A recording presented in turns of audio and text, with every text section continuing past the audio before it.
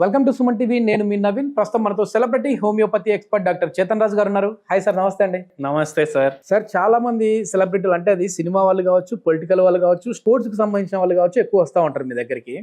So నేను interview కోసం వచ్చినప్పుడు క్లినిక్ దగ్గర స్పోర్ట్స్ వాళ్ళు ఎక్కువ కనపడినారు. వాళ్ళ దగ్గర నుంచి అంటే మోకాల నొప్పులు ఉన్న వాళ్ళు కనపడినారు.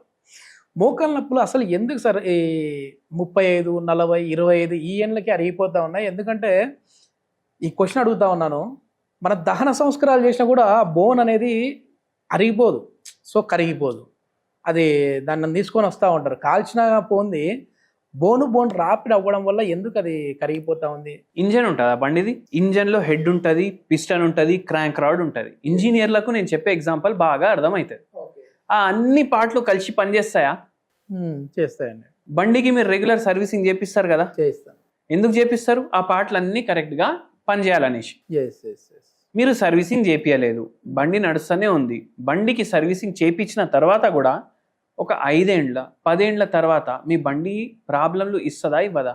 ఇస్తుంది. అంటే దాని లైఫ్ అయిపోయినట్టు కదా. స్టీల్ ఉంటాయి కదా పార్ట్లు, అవునా కదా? స్టీల్ పార్ట్లే ఖరాబ్ అవుతున్నాయి. వేర్ అండ్ టేర్ అంటారు దాన్ని. స్టీల్ పార్ట్లే ఖరాబ్ అవుతున్నాయి, కాల్షియం పార్ట్లు ఖరాబ్ కావా? ఓకే, అవుతాయి కదా. సో కాల్షియం అనేది ఒక మినరల్. అది స్టీల్ ఏమో ఒక ఎలాయ్, మెటల్లు కలిపేసి తయారైనవి ఎలాయ్ అది. ఓకే. అయితే ఏమవుతుందంటే, ఏదైతే మోకాలు ఉంటాయి కదా, ఇప్పుడు మీ బండి ఉంది, అరే నరుడా బాయ్ ఈడి వరకు పోయేసి వద్దాం అనేసి ఒక దోస్త్ ఇంకో దోస్త్కి చెప్తాడు కాలేజ్లో. సరేరా పోయేసి వద్దాం, కూర్చో మనం పోయి టికెట్లు కొనేసి వద్దాం సినిమాకి అని చెప్తాడు. మళ్ళీ ఇంకోటి వస్తాడు, అరే నేను కూడా వస్తారా, అక్కడ దారిలో నాకు డ్రాప్ చేయండి చెప్తాడు. ట్రిపుల్ రైడింగ్ కూర్చొని పోతారు, ఒక్కరోజు కూర్చొని పోతారు. ఇప్పుడు రోజు అదే పని అయిందనుకోండి, ఏమవుతుంది? ఆ బండి ఇంజన్ ఖరాబ్ అవుతుందా కాదా? ఇక్కడ కూడా ట్రిపుల్ రైడింగ్ అవుతుంది. ఎట్లా? మన బరువు 60 కిలోలు ఉండాలి, కానీ మన బరువు 120 కిలో ఉంది. ట్రిపుల్ రైడింగ్ కొడుతున్నాం మనం, మోకాల మీద అంత బరువు పడుతుంది ఎక్స్ట్రా. ఏమవుతుంది? ఇది ఒక రోజులో జరిగేది కాదు ప్రాసెస్. ఆస్టియో ఆర్థరైటిస్ అనేసి మీరు వినే ఉంటారు. ఆస్టియో ఆర్థరైటిస్ లక్షణాలు మీకు స్టార్ట్ అయినాయి అంటే దానికన్నా ముందు రోగం ఎప్పుడో స్టార్ట్ అయింది మీకు తెలియదు. మీకు ఏ రోజు అయితే లక్షణాలు కనిపిస్తున్నాయి, రోగం ఆ రోజు రాలేదు, దానికన్నా ముందు వచ్చింది, మీకు తెలిసింది ఇప్పుడు. ఓకే ఓకే, మీకు తెలిసింది ఇప్పుడు, కానీ రోగం ఎప్పుడో వచ్చింది. అయితే ఏంటంటే, మనం మన లైఫ్ స్టైల్ సరిగా మెయింటైన్ చేసుకుంటే, మనం ఫుడ్ సరిగ్గా మెయింటైన్ చేసుకుంటే, మన పోస్చర్ చక్కగా మెయింటైన్ చేసుకుంటే ఇవి మనకు ఎక్కువ ప్రాబ్లం ఇవ్వవు. ఓకే. మళ్ళీ ఇంకోటి ఏంటంటే, ఇప్పుడు ఆస్టియో ఆర్థరైటిస్ కాకుండా రుమటాయిడ్ ఆర్థరైటిస్ కూడా ఉంటుంది. ఇక్కడ ఏమవుతుందంటే, ఇది ఆటో ఇమ్యూన్ రోగం. డైరెక్ట్ మీ బాడీ ఇమ్యూన్ సిస్టమే మీ బోన్స్ని సంపుడు స్టార్ట్ చేస్తుంది. Okay okay.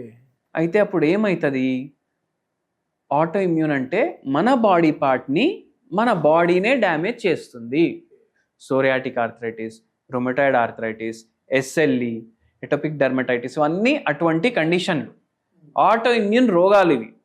ఇవి మన బాడీనే చంపడం, సో మన జాయింట్స్ని డ్యామేజ్ చేయడం మన బాడీనే చేస్తుంది. ఇది సడన్గా స్టార్ట్ అవుతుంది.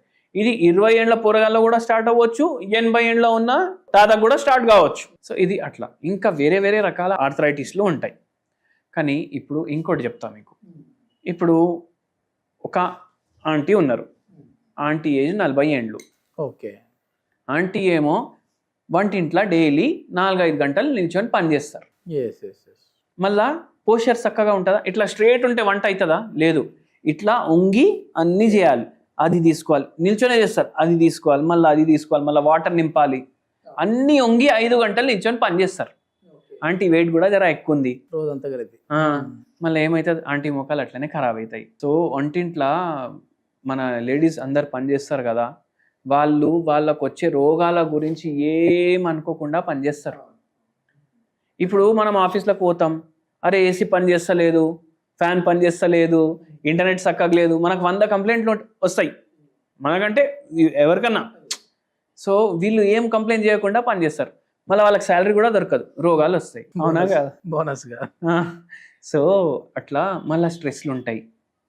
అరే బాబా స్కూల్కి పోయిండా లేదా, తిన్నడా లేదా, వస్తాడా, బాబు పెళ్ళి ఎప్పుడు అవుతుంది, పెళ్ళైనాక మళ్ళీ ఇంకో టెన్షన్, పిల్లలు ఎప్పుడు పుడతారు, పిల్లలు పుట్టినాక ఆ పిల్లలను చూసుకోవడం, మోకాలు నొప్పులు ఉన్నాయి, ఇంకా వేరెంటేర్ అవుతుంది, కింద కూర్చోడానికి రావట్లేదు నాకు, పిల్లల్ని చూసుకోవాలి, దాంట్లో ఇంకా వాళ్ళ ఫుడ్ డిస్టర్బ్ అవుతుంది. సో అందుకే మీరు చూడండి లేడీస్లోనే ఎక్కువ కనిపిస్తాయి మోకాల నొప్పులు.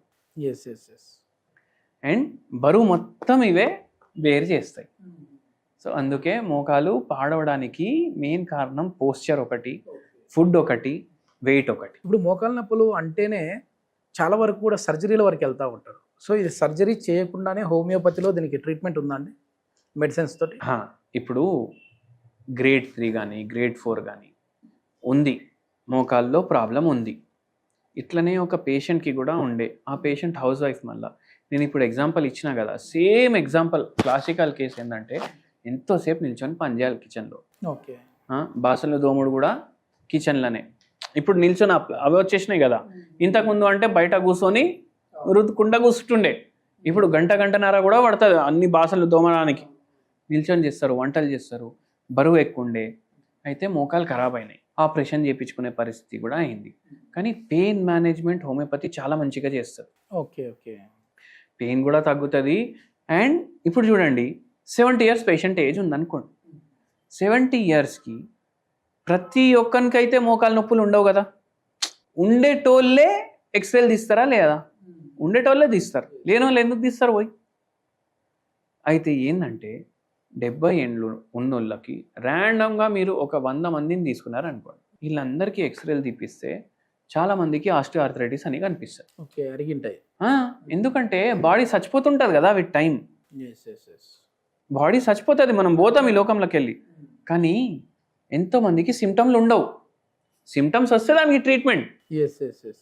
సో మనం హోమియోపతిలా గుజ్జు కూడా కొద్ది వరకు మంచిగా అవుతుంది. ఇప్పుడు గ్రేడ్ 4లో ఉంది, గ్రేడ్ 3లో ఉంది, గ్రేడ్ 2 గ్రేడ్ 1కి వచ్చేసింది అంటే వేరే వాళ్ళకు కూడా గ్రేడ్ 1 గ్రేడ్ 2 చాలా మందికి ఉంటుంది, నొప్పి ఉండదు. సో ఆ పరిస్థితి వచ్చేసినా మనకు చాలు కదా, సర్జరీ లేకుండా కొంచెం పెయిన్ నుంచి రిలీఫ్ అవ్వచ్చు. రిలీఫ్ కూడా అవుతుంది అండ్ రిపేర్ కూడా అవుతుంది కొద్ది వరకు. అంటే ఆ ఏజ్ ప్రకారం అయిపోతుంది బాయ్. నాకు 20 ఏళ్ళ ఉన్న మోకాలు కావాలి అంటే అది దొరకదు. సో అట్లా హోమియోపతి చేస్తారు. ఓకే, దీనికి హోమ్ రెమెడీ ఏంటి సార్? అంటే చాలా వరకు కూడా చేతన్ రాజు గారి వీడియోలు అంటేనే హోమ్ రెమెడీ ఉంటుంది. ఈ మోకాలు నొప్పులు తగ్గడానికి మన వంటింట్లోనే ఉన్న వాటితోటి మనం ఎట్లా దీనికి కొంచెం రిలీఫ్ పొందొచ్చు? బీటర్ లీఫ్ ఉంటుంది కదా, పాన్ ఉంటుంది కదా, పాన్ ఒక ఆకు తీసుకోవాలి. తమలపాకు ఒకటి తీసుకోవాలి. తమలపాకు ఒకటి తీసుకొని లవంగాలు 2, ఓకే, ఇలైచీలు 2, ఇది దంచుకోండి బాగా దంచుకొని దీన్ని వాటర్లో బాయిల్ చేయండి. ఇది ఫిల్టర్ చేసుకోండి. ఓకే, ఇది డైలీ తీసుకోండి ఒక్కసారి. దీంతో పెయిన్ కూడా రిలీఫ్ అవుతుంది, ఎనాల్జెసిక్ ఎఫెక్ట్ కూడా ఉంటుంది. మళ్ళీ దాని తర్వాత మనకు యాంటీ ఇన్ఫ్లమేటరీ ప్రాపర్టీస్ కూడా ఉంటాయి దీంట్లో. సో జర ఉబ్బుడు ఏదైతే ఉంది దాంట్లో జర రిలీఫ్ ఉంటుంది, రిలీఫ్ కోసం మాత్రమే ఇది. Okay okay. అండ్ మనం హోమియోపతి మందులు దీంతో వాడితే మనకు మంచి పరిష్కారం ఉంటుంది మన మోకాలకు. అట్లా ఇది మొత్తానికి సర్జరీ వరకు వెళ్ళే వాళ్ళకు కూడా ఈ హోమియోపతి మెడిసిన్స్తో అయితే నేను క్యూర్ చేశాము అని చెప్పేసి చేతన్ రాజు గారు చెప్తా ఉన్నారు. సో ఎవరైనా నీ పెయిన్స్తో బాధపడే వాళ్ళు ఉంటే డైరెక్ట్గా మీరు ఇంకా ఏదైనా డౌట్స్ ఉంటే డైరెక్ట్గా సార్తో మాట్లాడచ్చు. సార్ కాంటాక్ట్ నెంబర్ ప్రొవైడ్ చేస్తా ఉన్నాం. Thank you sir.